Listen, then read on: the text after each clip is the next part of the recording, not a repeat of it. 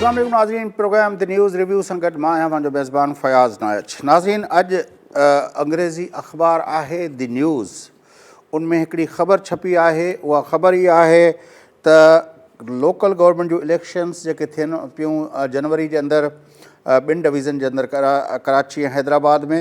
कराची जे हवाले सां ख़बर छपी आहे त उते केतिरा ई बंगाली, रोहिंग्या ऐं अफ़गान जेके आहिनि उहे शहरी जेके आहिनि उहे हिन इलेक्शन में उम्मीदवार तौरु बीठा आहिनि। ऐं हिकिड़ी तनज़ीम पंहिंजो उन्हनि जी बंगालियुनि जी हिकिड़ी तनज़ीम ऐलान कयो आहे त असां 110 काउंसलर ऐं 35 चेयरमैन जा उम्मीदवार बीहारिया आहिनि। ईअं अफ़गाननि जा ऐं रोहिंग्यास जा ऐं बाक़ी ॿियनि जेके आहिनि इहे उहे अफ़गानी हुजनि या रोहिंग्या हुजनि या जेको आहे बंगाली ऐं बर्मी ऐं बिहारी हुजनि, इहे माण्हू हिते आया कीअं ऐं एॾे वॾे पैमाने ते इन्हनि खे डॉक्यूमेंट्स कीअं मिलिया, उन हवाले सां तव्हांखे ख़बर आहे त नादरा जे हवाले सां इहे ख़बरूं मुख़्तलिफ़ वक़्तनि ते ईंदियूं रहियूं आहिनि त नादरा जेको आहे मुख़्तलिफ़ वक़्तनि ते फेक क़िस्म जा जेके आहिनि पंहिंजो आइडेंटिटी कार्ड जेके आहिनि जारी कया, जंहिंजे ख़िलाफ़ु जेको आहे मुख़्तलिफ़ वक़्तनि ते न सिर्फ़ु ख़बरूं आयूं बल्कि उन्हनि जे ख़िलाफ़ु एहतजाज बि थींदा रहिया आहिनि।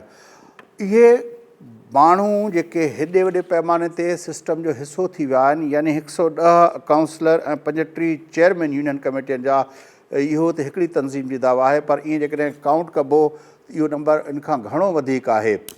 हक़ीक़त छा आहे, इहे माण्हू कॾहिं आया, कीअं आया, हिते उन्हनि खे स्पेसिस इहे उन्हनि कीअं वरिता, उन हवाले सां इन ख़बर जे फॉलोअप तौरु असां राब्तो कयो आहे कराची जे ॿिनि सीनियर सहाफ़ियुनि सां जेके इन क़िस्म जे मौज़ूअनि ते काफ़ी गहराई सां रिपोर्ट कंदा रहिया आहिनि। असांखे जॉइन कयो आहे ज़ियाउर रहमान साहब। ज़ियाउर रहमान साहब कंहिं ज़माने में द न्यूज़ में बि कमु कंदा हुआ, पर अॼुकल्ह न्यूयॉर्क टाइम्स लाइ कमु कनि था, जॾहिं त समीर मंदरो साहब एक्सप्रेस ट्रिब्यून लाइ कमु कंदा आहिनि। ॿिन्ही खे भली कार चवंदे, ज़िया साहब बातचीत की शुरुआत आपसे करता हूँ।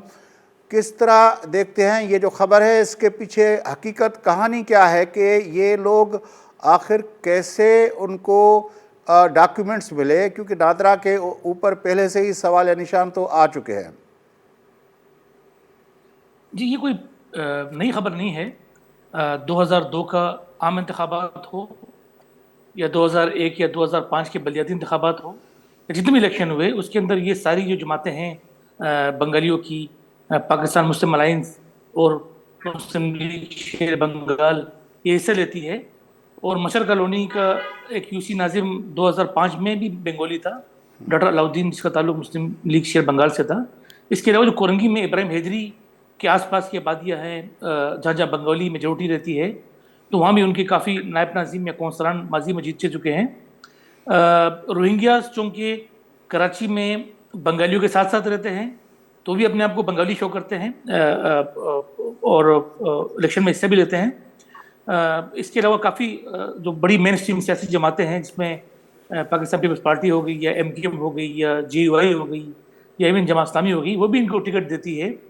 आपका जो क्वेश्चन था कि ये इलेक्शन में हिस्सा कैसे लेती है, बेसिकली अगर हम बंगालियों की बात करें तो यहाँ दो किस्म के बंगाली आबाद है। क्योंकि कम्युनिटी तो बहुत पुरानी आबाद थी, फॉल ऑफ ढाका से पहले 1971 से पहले, तो एक पाकिस्तान था, ईस्ट और वेस्ट पाकिस्तान। एक तो वो लोग थे जो यहाँ पहले से आबाद थे और उनके पास डॉक्यूमेंटेशन थी। जब बांग्लादेश आज़ाद हुआ तो काफ़ी लोग वापस नहीं गए। फिर बाद में वो लोग आए जो 90s में इकोनॉमिक माइग्रेंट से, जो बांग्लादेश से मुख्तलिफ तरीक़ों से आए, वो भी आबाद थे। जहाँ आपने बात की कि ID कार्ड्स ब्लॉक हुए, तो ID कार्ड्स ऐसे ब्लॉक हुए कि सबके ब्लॉक नहीं हुए, आधों के ब्लॉक हुए और आधों के ब्लॉक नहीं हुए। जिनके पास डॉक्यूमेंट्स पूरे थे, जिनके पास 71 से पहले के प्रूफ थे, क्योंकि नादर आपसे मांगते हैं कि आप हमें 1971 के पहले का प्रूफ दें।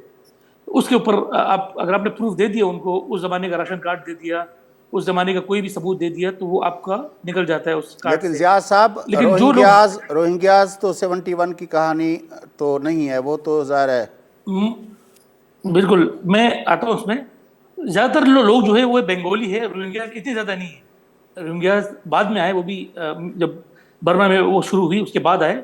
अब जो ज़्यादातर ID कार्ड ब्लॉक है वो बर्मीज़ के ब्लॉक है, और जो बाद में आने वाले बंगालीस है जिनके पास 71 का ये कोई जो स्टोरी जिसका मैं जिक्र कर रहा हूँ उसमें आपके भी उसमें कमेंट शामिल हैं द न्यूज़ की स्टोरी में। उसमें कहा गया है कि ये सारा जो चक्कर है یہ ایز آؤٹ ہوا 80s کی دہائی میں جب ضیاء الحق کی حکومت تھی، تو اس وقت جو ہے یہ بہاری، بنگالی اور برمیز اور روہنگیاز کے لیے یہ 80 کی دہائی جو تھی وہ ان کے لیے ایسا وقت تھا.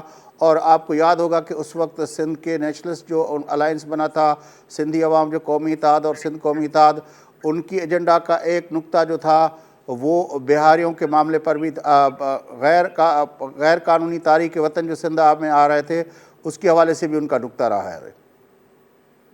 بالکل، یہ جو 80s کا دور تھا اس دور میں ضیاء الحق کی پالیسی بڑی سافٹ تھی ریفیوجیز کے حوالے سے. اس کے اندر افغان مہاجرین بھی شامل تھے.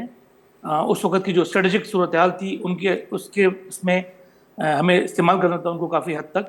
لیکن بعد میں مشرف ٹائم کے بعد پالیسی میں بڑی سختی آئی 9/11 کے بعد، اور پھر چودھری نثار کا 2017-16 میں جب افغان طالبان کے سربراہ ملا اختر منصور مارے گئے اور ان کی جیب سے آئی ڈی کارڈ برآمد ہوا، تو اس کے بعد ہم نے دیکھا کہ سارے آئی ڈی کارڈ تقریباً بلاک ہوئے اور ہر بندے سے کہا گیا کہ آپ اپنا ویریفیکیشن کریں، جس کے اندر پاکستانی بھی شامل تھے. تو وہ انہوں نے ایک بڑی لمبی وہ چلائی جس کے اندر آپ سے بلڈ ریلیٹیو مانگتے ہیں، آپ سے 71 کا ریکارڈ مانگتے ہیں. تو اس کے بعد اب بہت مشکل ہو گیا شناختی کارڈ بننا. اور ہم نے دیکھا کہ کچھ عرصے پہلے کافی ریڈس پڑے، کافی لوگ پکڑے گئے نادرا سے اور مختلف نادرا کے مختلف ایجنسیوں نے اچھا، پکڑے جن کا آپ الزام تھا کہ رہیے گا ہمارے ساتھ ضیاء صاحب. میں سمیر بندرو صاحب کی طرف چلتا ہوں. سمیر صاحب، آپ کا کیا تہاں جو چھا انٹیک آہن سجی پنجو موضوع تے آہن، اسٹوری تے آہن، سبجیکٹ تے؟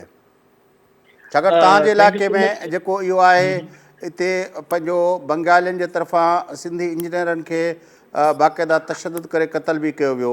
उन हवाले सां बि काफ़ी हिकिड़ो स्पार्क आयो हुयो सोसाइटी जे अंदरि त हिकिड़ा तारकीन वतन रहनि था ऐं उहे ख़ौफ़ जे करे माण्हुनि खे क़तल था करे छॾनि, इन जे करे जो हू पाण हिकिड़ी ग़ैर क़ानूनी जो स्टेटस आहे. Thank you so much Fayaz sahab. Zia sahab तव्हांखे हिकिड़ी माना हुनजो पस मंज़र ॿुधायो, पर उन जा जेके हाणे इम्पैक्ट आहिनि उहे नज़र अचनि था. ऐं हिकिड़े तव्हां जेको हिन स्टोरी जो हिकिड़ो हिसो हो जेको पहिरियों हुयो, जंहिं मंझि रोहिंगा, बेंगालीज़ ऐं बर्मिन जो त ज़िक्र तो ख़ासि कोन्हे, पर ॿियो जेको हिसो उहो अफ़गान वारो हुयो, उनखे अञा तव्हां टच कोन कयो आहे. पर हिन वक़्तु जेके आहिनि उहे अफ़गान जेका बेंगालीज़ आहिनि उहे कंहिं बि क़िस्म खां ॿाहिरां न पिया अचनि. उहे जिन बि पॉकेट्स में मौजूदु आहिनि, ख़ासि तौर ते तव्हांजो डिस्ट्रिक्ट वेस्ट, डिस्ट्रिक्ट केमाड़ी ऐं डिस्ट्रिक्ट जेको तव्हांजो कोरंगी आहे, इन मंझि इहे पॉकेट्स में आहिनि ऐं वॾी तादाद में आहिनि. ऐं इन्हनि जी जेका ग्रोथ बि आहे उहा फैमिली वारी ग्रोथ आहे. माना उहा फैमिलीज़ मंझि ग्रोथ थिए पई. उहा जेकॾहिं 10 भाती हुआ त उहा हाणे गुज़िरियल 30-40 साल में 50 थी विया. उन मंझि इन ई क़िस्म जी ग्रोथ अचे पई. ऐं उन्हनि जा प्रॉब्लम्स काफ़ी हद ताईं जेके सो रिज़ॉल्व थींदा था वञनि. जीअं इन स्टोरी में बाद 75% जेको आहे उन्हनि खे CNIC जेके जारी थी चुका आहिनि. ऐं मुख़्तलिफ़ तरीक़नि सां जेके आहिनि उहे पंहिंजा CNICs वठनि था पिया ऐं जेके लीगल डॉक्यूमेंट्स आहिनि उन्हनि ते हाणे उनजी एक्सेस थी चुकी आहे. असांजो जेको इलाइक़ो आहे जंहिं मंझि आउं थो रहां उन मंझि उहो साउथ जो डिस्ट्रिक्ट आहे. उन मंझि इन हद ताईं बेंगालीज़ न आहिनि, पर जेको असां सां लॻोलॻि ॿई डिस्ट्रिक्ट आहिनि, क्यामाड़ी ऐं वेस्ट, उन में वॾी तादाद आहे.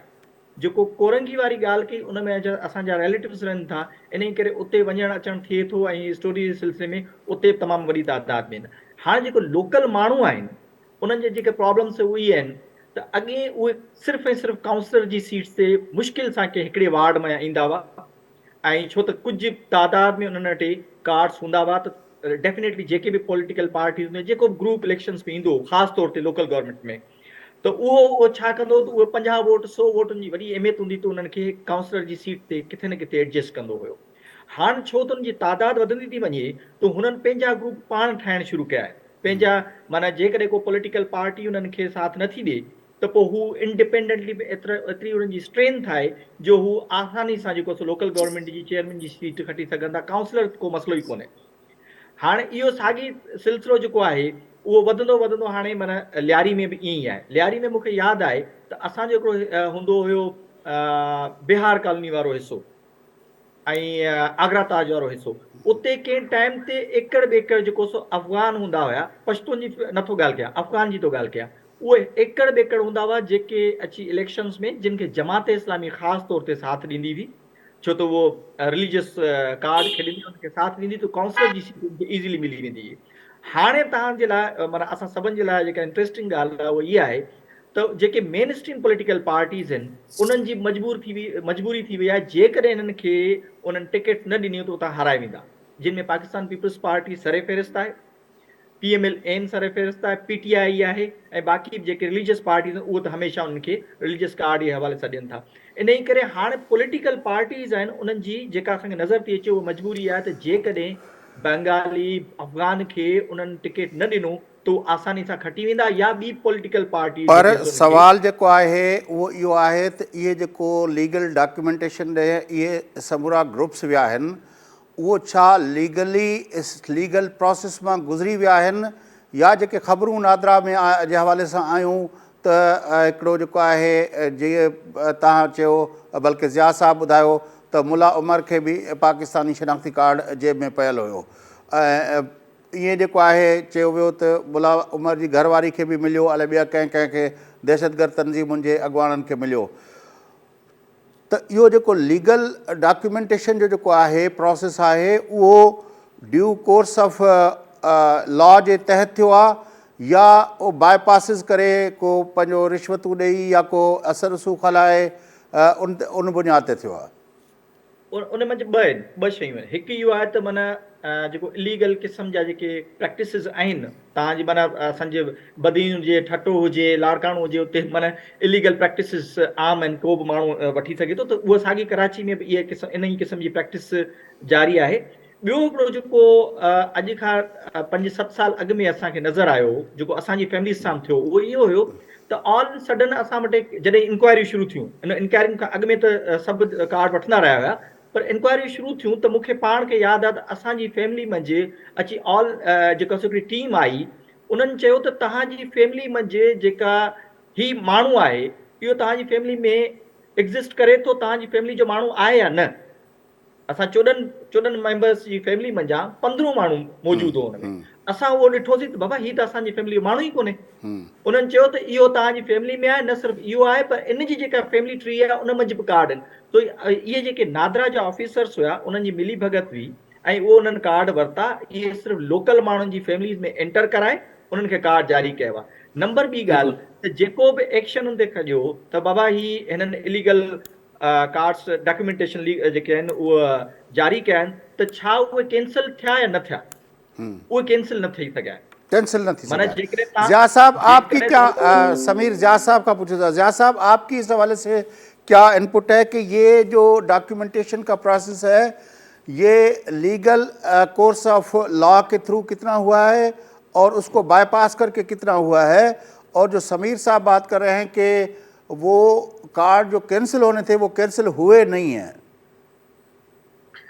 जी, ये आप ये देखें ना कि ये सिलसिला चला रहा था गुज़िश्ता 2-3 दिहाइयों से, मतलब 20 सालों से।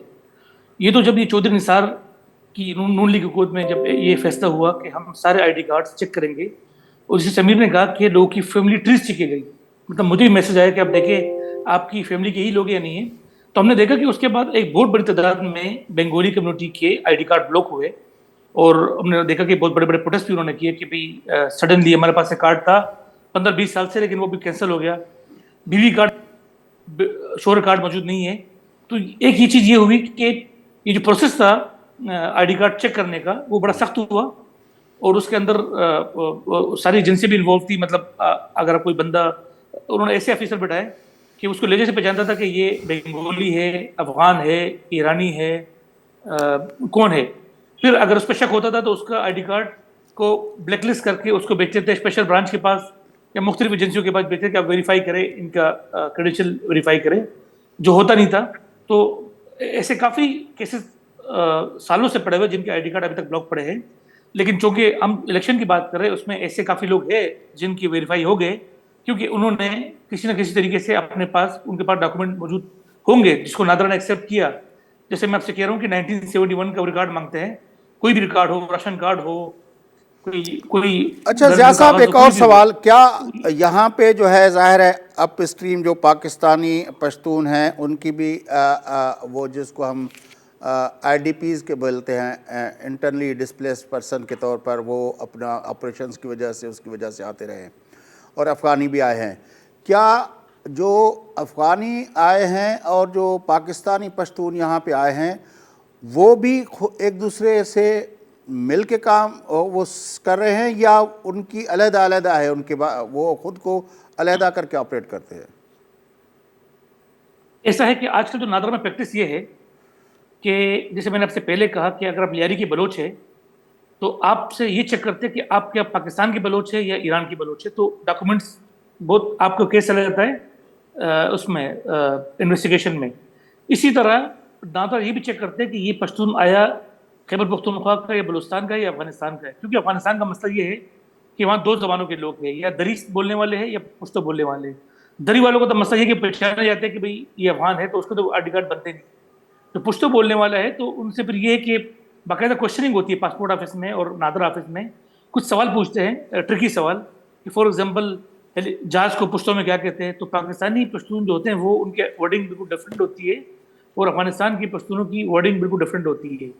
تو ان سے بھی باقاعدہ پراپرلی سارا ڈاکومنٹس چیک کرتے ہیں تاکہ یہ ریئلائز کرے کہ وہ کسی افغان کا آئی ڈی کارڈ نہ بن رہا ہے.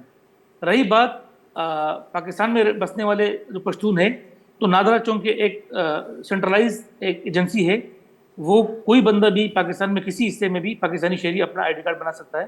لیکن چونکہ چیزیں زیادہ ہوتی ہیں تو اس کو اٹیسٹ کرنا ہوتا ہے یا اس کو ویریفائی کرنا ہوتا ہے. تو زیادہ تر لوگ جو ٹیمپرری بنیادوں پہ آتا ہے مزدوری کرنے کے لیے یا عارضی طور پہ، وہ پھر کیا کرتے ہیں اپنے ہوم ٹاؤن کے اندر آئی ڈی کارڈ بناتے ہیں تاکہ وہاں پر ویریفائی کرنا آسان ہو. اچھا، یہ جو آپ نے بنگالیوں کی بات کی، دو ان کے میجر پولیٹیکل پارٹیز ہیں، ایک پاکستان مسلم الائنس خواجہ گروپ ہے، ایک دیوان گروپ ہے.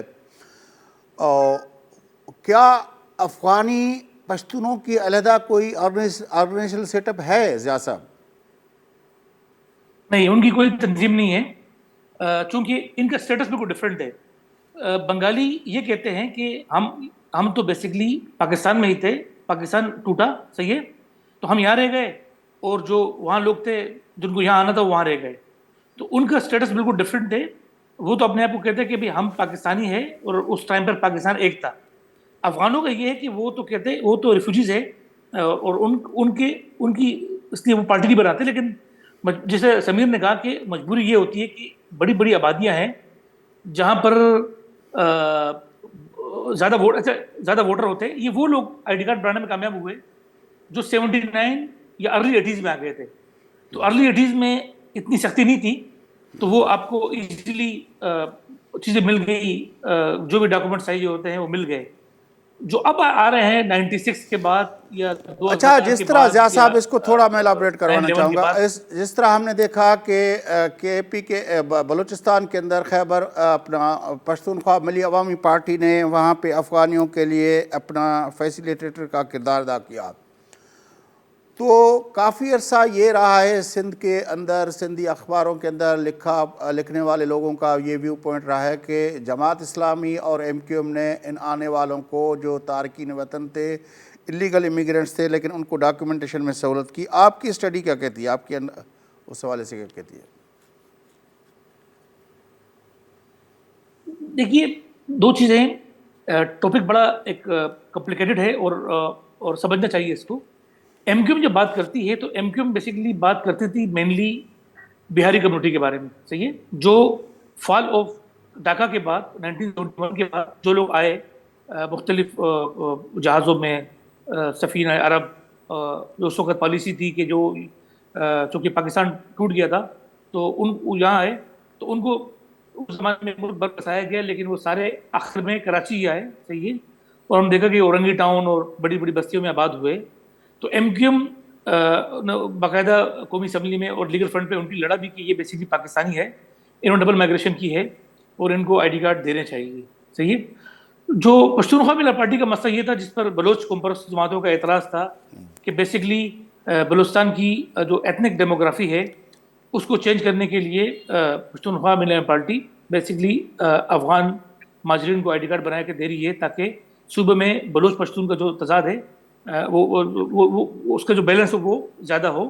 یہ ان کے الزامات تھے، صحیح ہے. لیکن اس کے بعد ہم نے دیکھا کہ नादरा का एक स्टेटमेंट आई थी कि जो उसने इन चीज़ों को रद्द किया कि भाई ऐसी कुछ चीज़ नहीं है।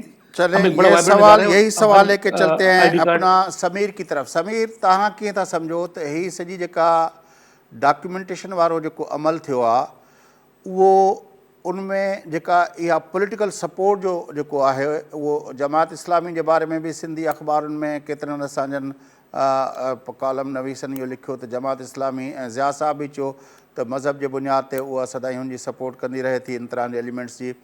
ऐं MQM जे बारे में बि इहो रहियो त हू जे हिते पंहिंजो इहो वधाइण लाइ अंग वधाइण लाइ त ॿाहिरां आयल जेके आहिनि ख़ासि तरह हिन पासे खां अफ़गानी न बल्कि पंहिंजो बंगाल मां या बंगाली बिहारी बर्मी रोहिंग्या इन्हनि जी सपोर्ट कंदी रही आहे। तव्हांजी उन हवाले सां छा अंडरस्टैंडिंग आहे हेल्थ ते तव्हां इन मसइले खे जहिड़े मूंसां क्लोज़ली कवर कयो आहे? ॾिसो फयाज़ साहब, हाणे हिन वक़्तु जो कराची में न ॿ एथनिक जेके ग्रुप्स आहिनि जेके चऊं त वधंदड़ आहिनि, जिनके प्रॉब्लमेटिक कंसीडर कयो था, या त अफ़गानी या त बंगाली खे। रोहिंगा बिहारी उहे हाणे किथे न किथे एडजस्ट थी विया आहिनि। ऐं हिन में प्रॉब्लम इहो आहे त हिते का बि पॉलिटिकल पार्टी या रिलीजियस पार्टी कान्हे कराची में जेको उनखे ऑब्जेक्ट कंदी हुजे, उन्हनि खे खुली करे उन्हनि जे साम्हूं ईंदी हुजे त बाबा हीअ असांखे हिते न खपनि, या हुननि जे हवाले सां का कानून साज़ी थियणु घुरिजे, जंहिंजी कमी आहे। कानून साज़ी न आहे, इन करे डॉक्यूमेंटेशन वारो जेको प्रोसेस आहे उहो मुसलसल हलंदो थो रहे। तव्हांजो हुन फेक डोमिसाइल वारो त ईअं ई हलंदो रहियो, उन में लूप होल्स तमामु घणा रहिया आहिनि, हिन में बि लूप होल्स आहिनि। ऐं उन खां पोइ जेका लोकल पॉलिटिकल पार्टीज़ आहिनि, उनजा वॾे में वॾा मिसाल इहो आहे त जॾहिं इमरान ख़ान गवर्नमेंट में आयो त उन ओपनली चयो हो त बाबा इहो इन्हनि खे लीगल डॉक्यूमेंटेशन असांजी गवर्नमेंट ॾींदी। का बि गवर्नमेंट, चाहे उहो प्रोविंशियल हुजे चाहे फेडरल गवर्नमेंट हुजे, कॾहिं बि इन ॻाल्हि ते एतिराज़ न वारियो आहे त हिन खे कंहिं हिकिड़े लीगल फ्रेमवर्क में आणे पोइ उन्हनि खे ॾिनो वञे। मिसाल तौरु 2017 वारी जेको सेंसस हुयो, उन मंझि सेंसस जो जेको कमिश्नर हुयो बाजवा साहब, उन चयो त जेके अफ़गान आहिनि उन्हनि खे असां नॉन लोकल कंसीडर कंदासीं। पर थियो ईअं, जॾहिं उहे रिज़ल्ट आया त उन में जेके पाकिस्तानी जिन वटि कार्ड हुया, उहे चाहे कहिड़ी बि कम्यूनिटी सां तालुक रखंदड़ हुजनि, उन्हनि खे पाकिस्तानी डिक्लेयर कयो वियो। उनखे कंहिं बि हिकिड़े मख़सूस खाने में कोन कंसीडर कयो, छो त तव्हां वटि उन क़िस्म जो कानून मौजूदु ई कोन्हे जेको उन 71 वारे खां पोइ उन्हनि खे कंहिं मख़सूस खाने में रखे, 90 वारे खाने खां पोइ मख़सूस में रखे। नंबर 2 मिसाल, 98 वारो जेका सेंसस हुया, उन में जेके बि अफ़गान रिफ्यूजीज़ हुया उहे सिर्फ़ु रिफ्यूजी कैंप्स ताईं महदूद हुया। उन्हनि खे किथे बि तव्हांखे जेका सेंसस हो उन सर्कल में शामिल ई न कयो वियो। पर छा थियो 98 जे सेंसस खां पोइ 2017 ताईं, इन्हनि 20 साल में छा थियो जो उहे सभु कैंप्स मां निकिरी आया ऐं उन्हनि वटि लीगल डॉक्यूमेंट्स बची हलिया। सिमिलर इहे 75% जेको हिन स्टोरी में भाई 75% जेके बंगालीज़ हुआ उन्हनि वटि कार्ड अची विया। उहो कहिड़ो अमल हुयो, उहो कहिड़ो लीगल डॉक्यूमेंट्स हुयो जेको उनखे सपोर्ट पियो करे? उहो लीगल डॉक्यूमेंट्स को बि कोन हो, उहो पॉलिटिकल जेका पार्टी जी सपोर्ट ई, छो त उन्हनि सभिनि खे उते वोट था खपनि।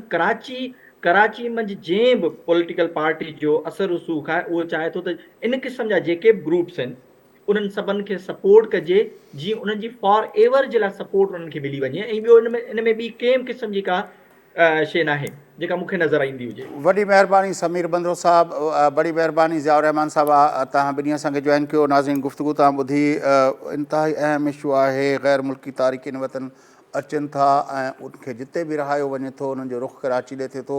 ऐं कराची में हिन वक़्तु जेको आहे हुननि जा पंहिंजा ग्रुप ऐं पंहिंजा पाड़ा, पंहिंजा इलाइक़ा, पंहिंजा उहे थी विया आहिनि। उन हवाले सां इन गुफ़्तगू खे अॻिते वधाईंदासूं, पर वठूं था वक़्फ़ो, वापसि प्रोग्राम खे अॻिते वधाईंदासीं।